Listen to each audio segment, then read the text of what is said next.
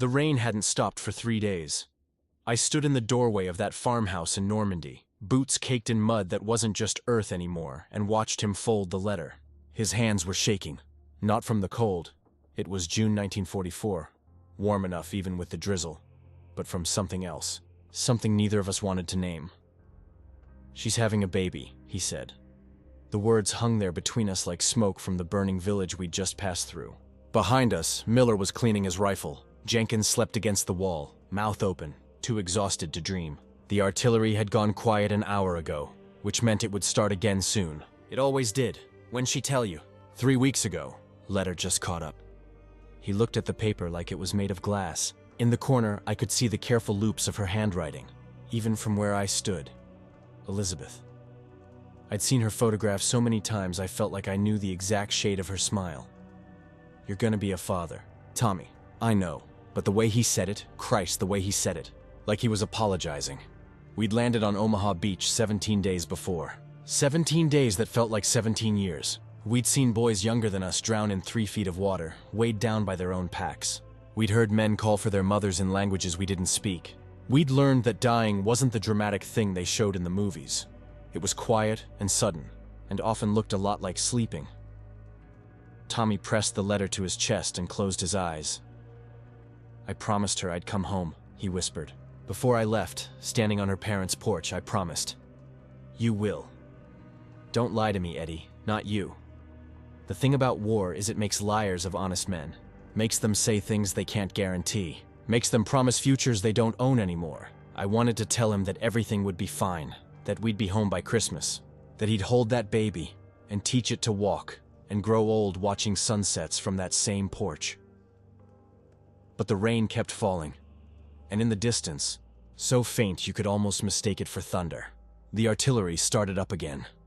Tommy folded the letter carefully, creased it along the same lines it had been folded before, and tucked it into his breast pocket. Right over his heart, I watched him button the flap twice, making sure it was secure. "If something happens, nothing's gonna happen. Eddie." He looked at me then, really looked at me, and I saw something in his eyes I'd never seen before. Not fear, acceptance. "If something happens, you make sure Elizabeth knows. You tell her I was thinking about her, about them both. Tommy, promise me." The word hung between us like a noose. I promised.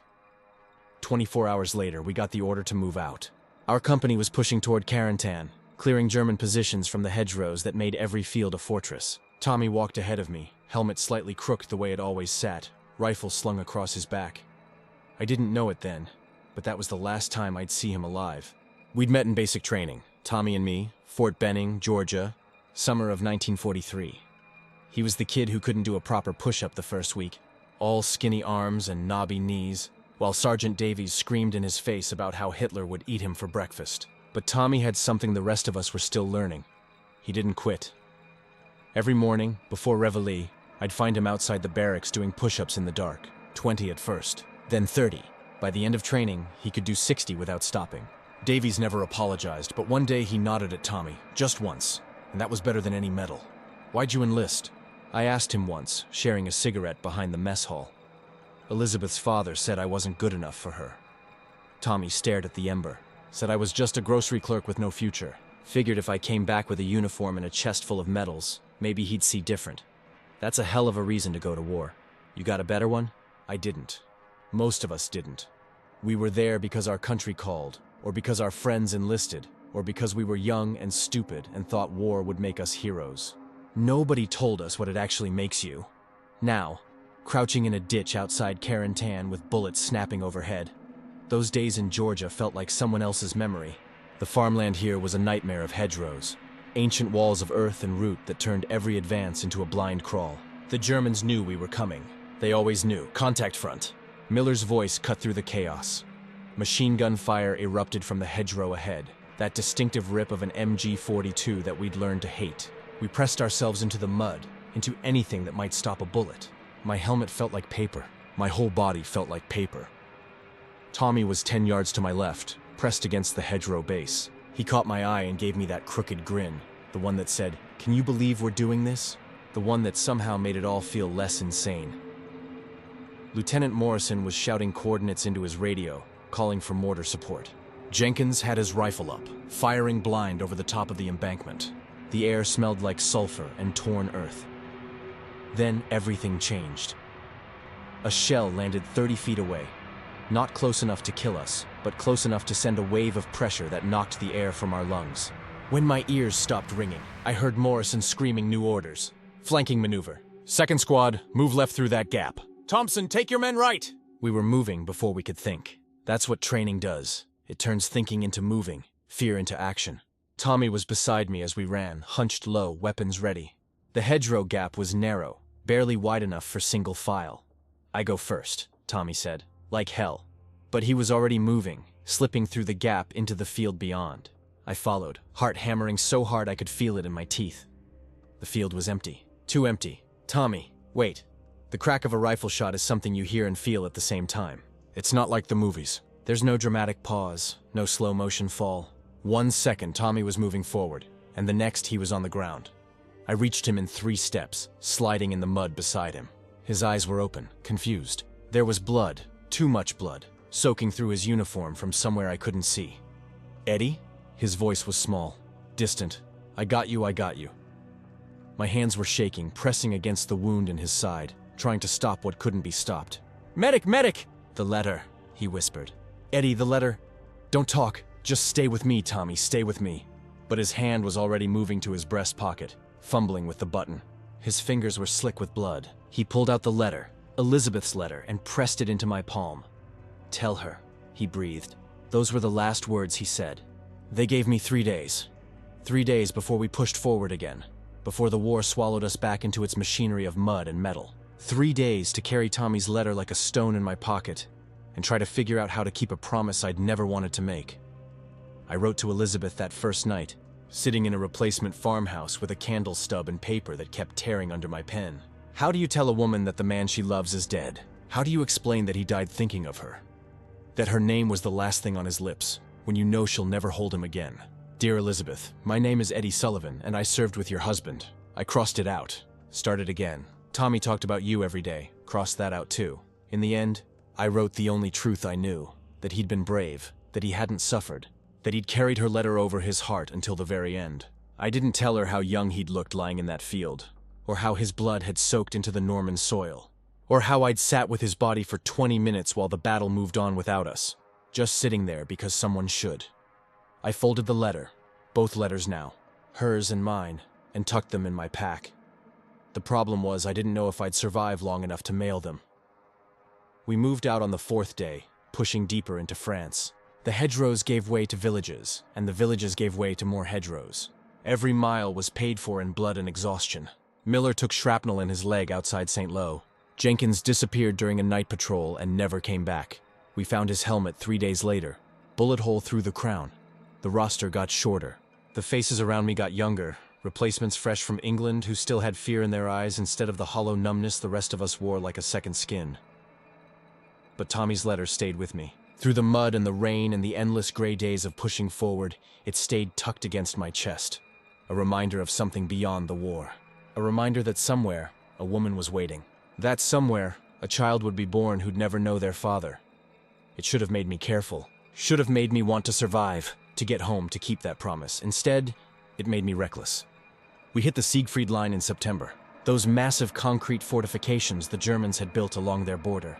By then, I'd stopped caring about cover. Stopped flinching at shell bursts. When Lieutenant Morrison asked for volunteers to scout a machine gun nest, I raised my hand before anyone else. Sullivan, you got a death wish? Morrison asked, eyes hard. No, sir. Just a promise to keep. He didn't understand, but he sent me anyway. I crawled through 100 yards of open ground with Morrison's new radio man, a kid named Peters who couldn't have been older than 18. We could hear the Germans talking, casual and calm, like they were discussing the weather. Peters was shaking so hard I could hear his equipment rattling. Easy, I whispered. Just breathe. I can't do this, he hissed. Sullivan, I can't. Yes, you can. You're gonna be fine. I was lying again. The war had made me so good at lying. We got within 30 yards of their position before they spotted us. The machine gun opened up like the world tearing in half. Bullets snapping through the air so close I felt them pull at my uniform. Peters screamed, high and sharp, and went still. I didn't check if he was alive. I just ran. Somehow impossibly I made it back to our lines. dove over the embankment and landed hard, gasping, my whole body shaking from adrenaline and something deeper. Morrison was shouting at me, asking for positions and numbers, but all I could think about was Peters's scream. Another kid who wouldn't go home. Another letter someone would have to write. That night, I pulled out Elizabeth's photograph. Tommy had given it to me a week before he died, made me promise to keep it safe. She was beautiful in that 1940s way, hair curled just so, wearing a floral dress and smiling at the camera like the world was full of nothing but sunshine and possibility. "I'm sorry," I whispered to the photograph. "I'm sorry I couldn't save him." The picture didn't answer, but somewhere in my chest, where Tommy's letter rested against my heart, I felt something crack. I had to survive this, had to get home. Someone had to tell her what her husband's last moments meant. Winter came to Europe like a punishment. By December 1944, we were dug into the Ardennes forest, holding positions along a front that command swore was quiet. Rest and refit, they called it. A chance to catch our breath before the final push into Germany. The Germans had other plans. The morning of December 16th, the whole world exploded. Artillery rained down like the end of days. Shells screaming out of the fog and detonating in geysers of frozen earth and splintered trees. We scrambled from our foxholes into chaos. German tanks pushing through the forest, infantry following in waves, the whole line collapsing faster than anyone could process. Fall back. Fall back! Morrison was bleeding from somewhere on his face, his voice raw with desperation. "Sullivan, get these men moving!" But there were barely any men left to move. Our company of 40 had become a squad of 12 in the span of 3 hours. We ran through the trees, slipping on ice, lungs burning in the sub-zero air. Behind us, the crack of rifle fire and the rumble of tank treads getting closer. Miller went down first, hit in the chest by a burst from somewhere in the fog. He didn't even cry out, just folded like a puppet with cut strings. I grabbed his collar, tried to drag him, but Morrison pulled me away. "He's gone, move!" We found an abandoned farmhouse 2 miles back, stone walls thick enough to stop small arms fire. 9 of us left now. Morrison, myself, and 7 others whose names I'd learned and forgotten and learned again over the months. We barricaded the doors, posted guards at the windows, and tried to catch our breath. The temperature kept dropping. No fire, smoke would give away our position. No sound except our breathing and the distant rumble of the German advance. "We're surrounded," Morrison said quietly, studying a map by the dim light of a hooded flashlight. "Even if we move at night, there's nowhere to go." "So what do we do?" Someone asked. "We wait. Hope our lines reform. Hope someone remembers we're out here." Hope. That word didn't mean much anymore. I sat against the cold stone wall and pulled out Tommy's letter. I'd read it so many times the paper was soft as fabric, the words fading where my fingers had traced them. "My dearest Tom, I have news that fills my heart with joy and terror." "What's that?" Morrison asked, settling down beside me. "A promise." "To who?" "A dead man." Morrison was quiet for a moment. Then, "You know what my wife wrote me last month?" Said our daughter took her first steps. Walked right across the kitchen floor into her mother's arms. His voice cracked. "I've got a daughter who can walk and I've never even held her." "You will," I said. "You don't know that." "No," I admitted, "but I'm choosing to believe it anyway." He smiled. A sad, broken thing. "That's what keeps us going, isn't it? The choosing to believe." The Germans found us on the 3rd day. We heard them before we saw them. Voices calling to each other in German as they swept through the forest. Morrison gathered us in the cellar, weapons ready, faces grim. "If they offer surrender," he said, "take it. This war's almost over. Don't die for pride." But when they called for us to come out, rifles raised, I saw Morrison's hand tighten on his weapon. Saw him look at that map of his daughter, the one he kept folded in his helmet. "Tell her I loved her," he said to no one in particular. Then he stood up. What happened next happened fast. Morrison went up the stairs firing, buying us seconds that felt like hours. Some of us ran, some of us fought. The cellar filled with smoke and noise and the terrible confusion of men trying to survive. I ran. God forgive me. I ran. Crashed through a window into the frozen forest and kept running until my legs gave out, until I collapsed in the snow and waited for the bullet that would end it. But it never came, just silence. And the weight of Tommy's letter still pressed against my heart. I was alive. Morrison was not. The war ended on May 8, 1945. I was in a field hospital in France when the news came, recovering from frostbite and exhaustion and everything else war does to a man's body. The nurses cheered. The patients who could stand got to their feet. Someone found a bottle of champagne that had been hidden away for exactly this moment. I just sat on my cot and cried. When they discharged me 6 weeks later, I had 2 addresses in my pocket, mine in Brooklyn and Elizabeth's in Pennsylvania. I went to Pennsylvania first. The house was small and white with a porch that wrapped around the front, exactly as Tommy had described it. There were flowers in the window boxes, pansies I think, and a child's toy wagon near the steps. I stood on the sidewalk for 20 minutes, trying to find the courage to walk up that path. When I finally knocked, the woman who answered was holding a baby. Elizabeth? My voice was barely a whisper. Yes? She looked at me with polite confusion. This soldier on her doorstep. Then her eyes dropped to the patch on my shoulder, the same division Tommy had worn, and something in her face changed. Oh God, my name is Eddie Sullivan. You were with him. Not a question. You were with Tommy. Yes, ma'am. She let me in. Made coffee I couldn't taste. Sat across from me in her living room while the baby, a boy she said, named Thomas, slept in her arms. And I told her everything. How Tommy had been brave. How he'd carried her letter over his heart. How he'd spoken of her every day, every hour. How the thought of her and their unborn child had been the only light in all that darkness. I told her about the promise, about how I'd survived when I shouldn't have, about how I'd carried her letter across France and Belgium and Germany, keeping it safe. I gave her the letter, both letters, hers and mine, watched her read them with tears streaming down her face. He promised to come home, she whispered. Standing on this porch the day he left, he promised. I know. Did he suffer? The war had made me a good liar, but I couldn't lie to her. Not about this. No, I said. It was quick. He wasn't afraid at the end. That part, at least, was true. Elizabeth held her son closer. This child who would never know his father's laugh or the way his eyes crinkled when he smiled. This boy who would grow up on stories instead of memories. Thank you, she said, for keeping your promise, for bringing him back to me in the only way you could. I stayed for an hour, met her parents, who shook my hand with tears in their eyes, held baby Thomas, who grabbed my finger with surprising strength.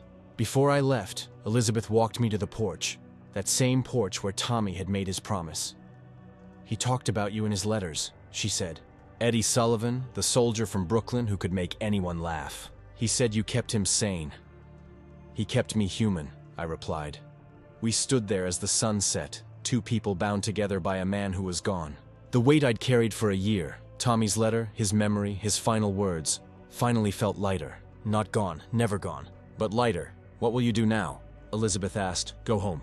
Try to remember how to live in a world without war. Will you visit? Thomas should know his father's friends. I'd like that. I walked down that porch, down the path, back into a world that was learning to be peaceful again. In my pocket, I carried a photograph. Not Elizabeth's, but one Morrison had shown me of his daughter. I'd found it in the ruins of that farmhouse after the Germans had moved on, along with 7 dog tags from men who hadn't made it. I would visit their families too, would keep promises for men who couldn't keep their own. Because that's what war takes from you. Not just lives, but all the futures those lives could have been. Every dream, every promise, every tomorrow. But it also gives you something. A clarity about what matters. A reason to live when living feels impossible. I made it home to Brooklyn 3 days later. My mother screamed when she opened the door, pulled me into her arms so tight I could barely breathe. My father just stood there with tears running down his face. This man who never cried, saying, my boy, over and over. That night, I slept in my childhood bed under familiar blankets in a familiar room. And for the first time in 2 years, I didn't dream of mud or blood or the faces of men I couldn't save. I dreamed of Tommy standing on Elizabeth's porch, young and whole, making a promise he believed he could keep. Maybe he had kept it in the end. Maybe by surviving, by bringing his words home, by making sure his son would know his father loved him. Maybe that was enough. The war was over. But some promises, I learned, never end. Who are the promises you'd keep, no matter how far you had to carry them? If this story reminded you that some memories deserve to live on, share it so their sacrifice is never forgotten.